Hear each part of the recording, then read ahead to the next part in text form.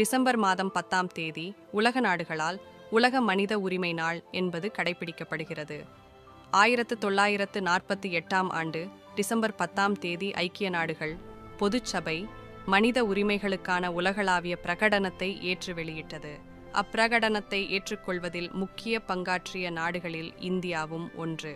அதனைத் தொடர்ந்து இந்தியாவில் மனித உரிமைகள் பாதுகாப்புச் சட்டம் 28 செப்டம்பர் 1993 அன்று நிறைவேற்றப்பட்டது. இனம், நிறம், பாலினம், மொழி, மதம், அரசியல், நாடு, சமுதாய தோன்றல், சொத்து, பிறப்பு அல்லது சமூக உயர்வு போன்ற எந்தவித வேறுபாடுகளும் இன்றி ஒவ்வொரு மனிதனும் வாழ்வதன் அவசியத்தையும் உணர்த்தவே இந்நாள் கொண்டாடப்படுகிறது. இந்த ஆண்டு உலக மனித உரிமைகள் பிரகடனத்தின் 75வது ஆண்டு ஆகும்.